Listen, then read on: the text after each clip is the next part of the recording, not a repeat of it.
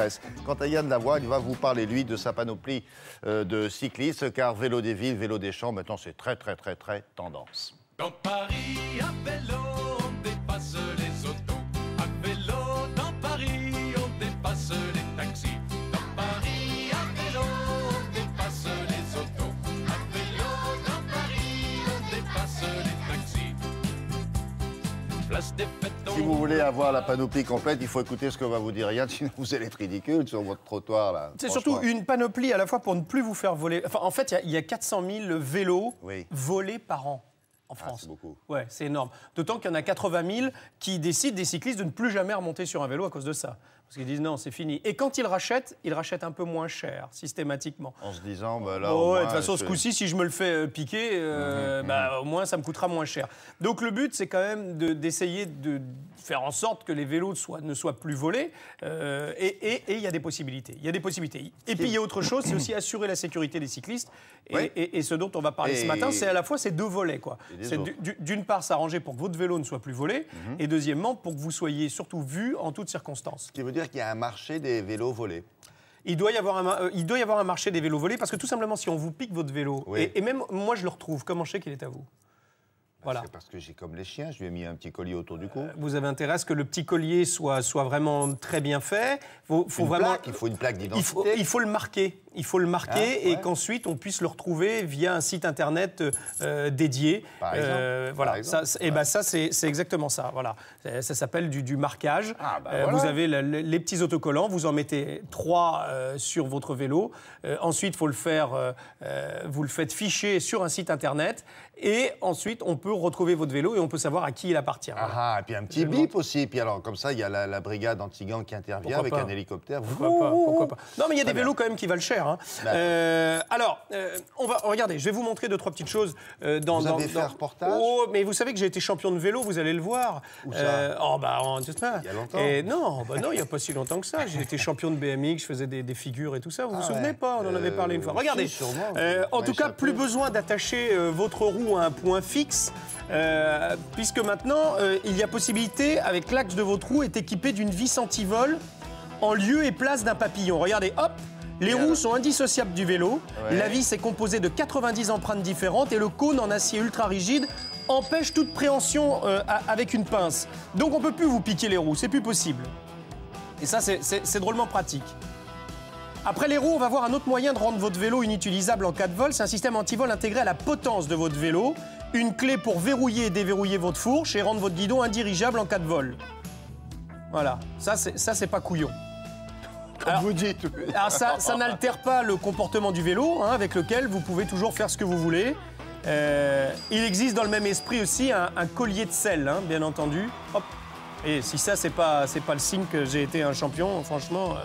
Alors, l'outil est unique. Une fois rassuré sur le vol, il y a la sécurité. Un système qui fonctionne sans pile ni batterie, occasionne aucun frottement comme le fait une dynamo.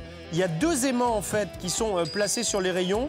Et à chaque tour de roue, le champ magnétique génère de l'énergie pour faire un clignotement du phare avant et arrière. Et c'est le même système pour les pédales. Vous voyez le petit aimant qui passe devant et ça le charge en électricité magnétique et après ça vous donne de l'énergie. Même quand vous êtes à l'arrêt, ça continue de fonctionner. C'est ça l'intérêt, c'est que vous ne soyez pas toujours en train de pédaler. Donc du coup, après je me suis rappelé un petit peu... Là, vous avez pris quand vous atterrissez, là. Là, je vous ai montré ce que je savais faire. Là. Oui, mais à l'arrivée, pas au départ. Voilà. Là, vous allez sauter, là. Oui, bien sûr. Pourquoi je ne sauterais pas ? Hop là. Ah oui. C'est rigolo. Oh non, vous avez cassé ça. Et voilà, je vais encore avoir mais c'était parce que je ne m'étais pas vraiment bien réentraîné. C'était donc, il y a longtemps. en tout cas, il y a beaucoup de moyens.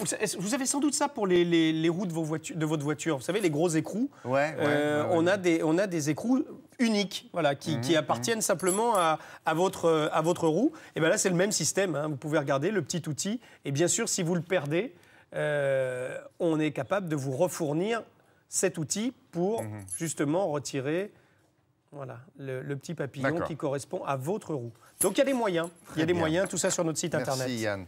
Si vous avez épousé un milliardaire et vous voulez lui soutirer au moment du divorce un maximum, on a retrouvé le nom de l'avocat.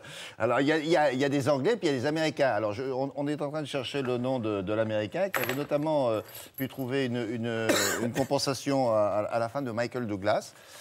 C'était pas mal. Et là, on a trouvé avec Laura du Web, c'est celui qui s'est occupé de la princesse Diana, c'est pas ça? Exactement. Ah oui, et c'est le même que Madame Paul McCartney? Voilà, c'est lui qu'on voit avec... c'est le même. On dirait Harry Potter. Il est jeune. Oui, il y a un petit côté Harry Potter, mais bon, comme je vous ai dit, il s'est fait virer juste avant la fin du divorce.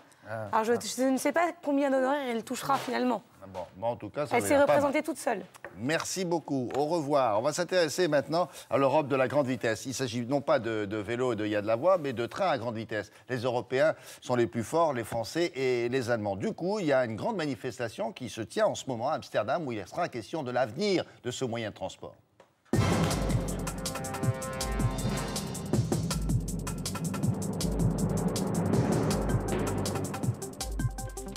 Ça intéresse beaucoup de pays parce que, évidemment, cette technologie s'est répandue dans le monde entier. Vous en trouvez, et heureusement, parce que comme ça, la France exporte, c'est pas plus mal. Pourquoi se sont-ils réunis dans cette ville européenne? Parce que je viens de vous le dire, et François va vous le confirmer, effectivement, ce sont les Européens qui ont initié, quoique les Japonais étaient pas mal non plus. Hein. Exactement. Les Shinkansen, c'est pas mal aussi. Exactement. Et puis l'Europe et le continent, où il y en a le plus. Alors là, c'est sûr. Là, on est les champions. Ah oui, en termes de kilomètres de voies ferrées à grande vitesse, on est les champions.